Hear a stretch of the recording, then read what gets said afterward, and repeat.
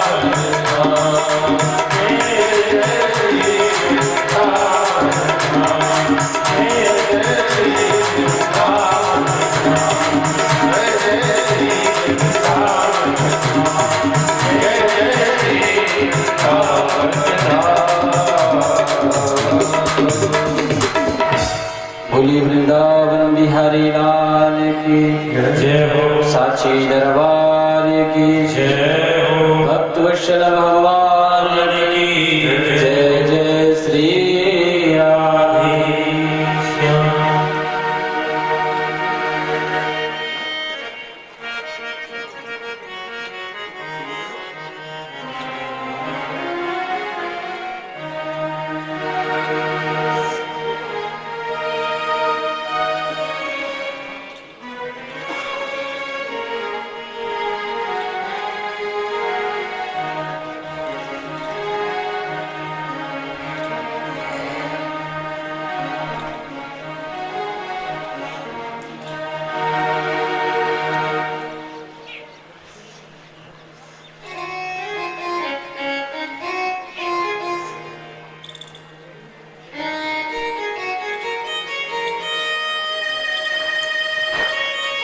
आइए आज भगवान की पावनमय कथा में तीसरे दिवस में प्रवेश करते हैं। कल की कथा में हम सभी ने भगवान कृष्ण विदुर जी के घर पर किस प्रकार आए, ये सब कथा हम लोगों ने श्रवण की। आज इस भागवत के अंदर सृष्टि का प्रकरण कैसे चला, ये सब कथा आज हमको सुनने को मिलेगी। यहाँ पर राजा परीक्षित ने सुखदेव महाराज से प्रश्न किया है, गुरुवर आप हमें सृष्टि का वर्णन सुनाइए।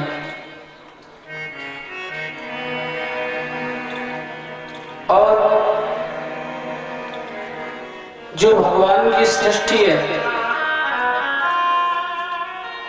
उस सृष्टि में भगवान ने सबको एक समान नहीं बनाया,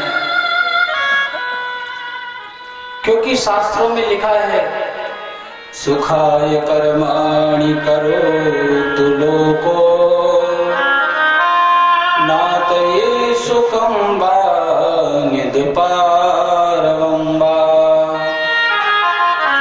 विन्देश भूतस्य इव दुःख यत्र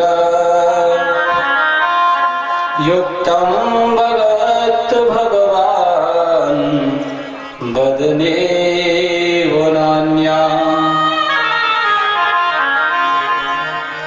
भगवान कहते हैं कभी भगवान को एक समान नहीं बनाता है, भगवान किसी को एक समान नहीं बनाता।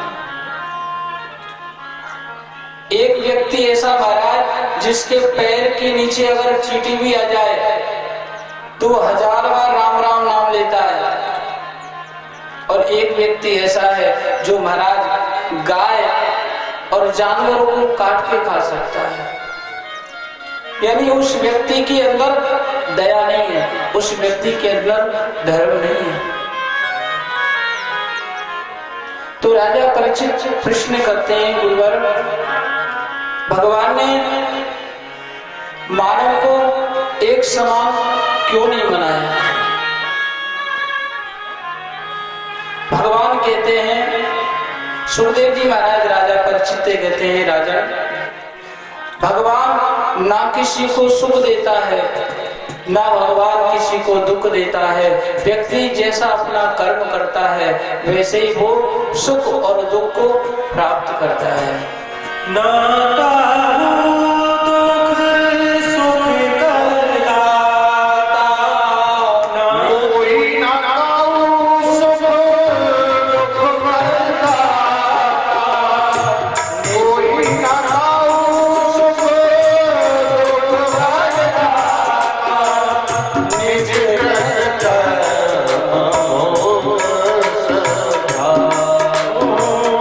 Hare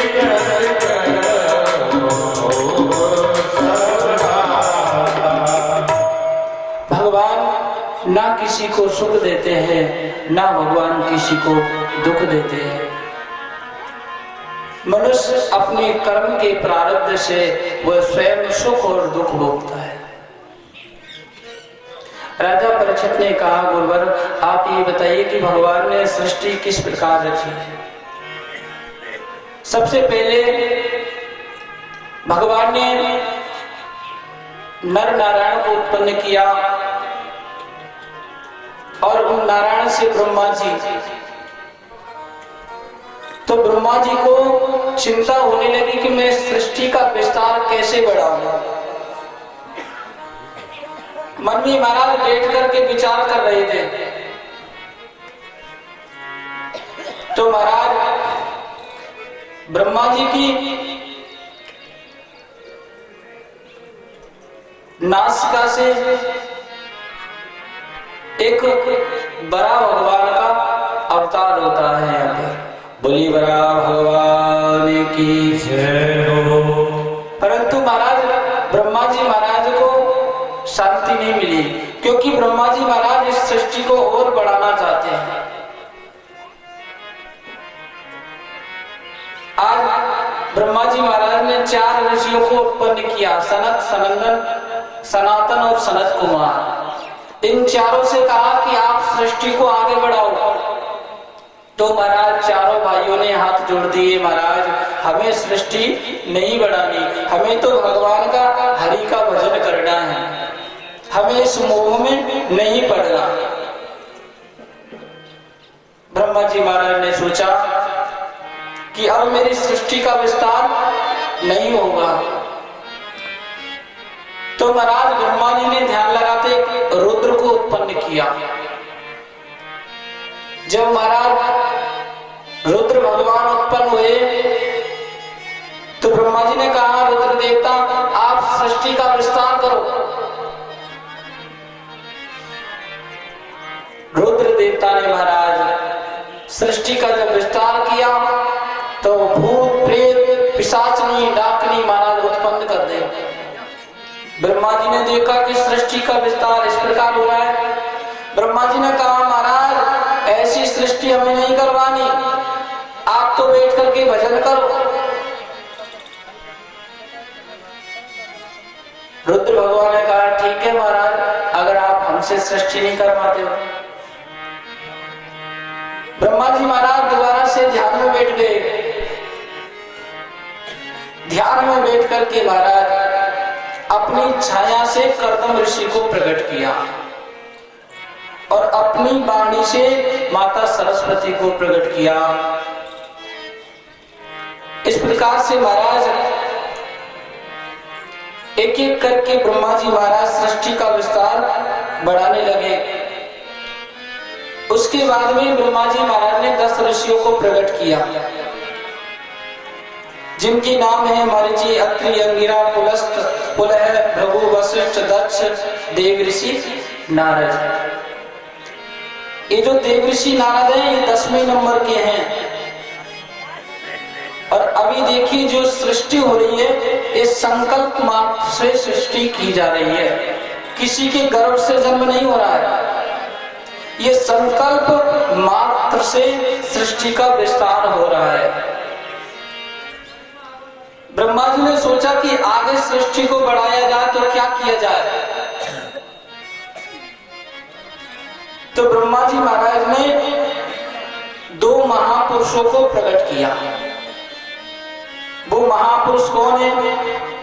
मनुच्च सतरूपा देवायम देवादेव सदात्मता। यानी वाम अंग से कन्या और दाम अंग से पुरुष।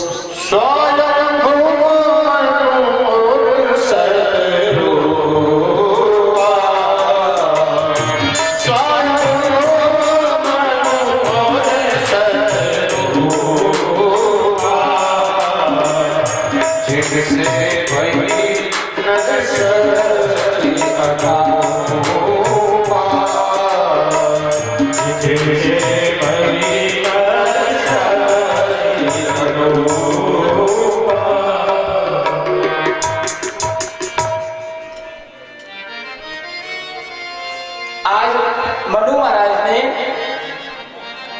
ब्रह्मा जी महाराज ने दो महापुरुषों को प्रकट किया।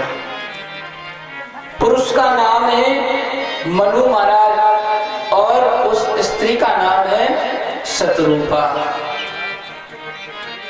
देखिए, जो हम मनुष्य और मानव जो कहलाते हैं ना, वो मनु की संतान है, इसलिए हम मनुष्य कहलाते हैं। कोई भी व्यक्ति हमको पुकारता है तो मनुष्य या मानव कह के पुकारता है, क्योंकि हम मनु की संतान हैं।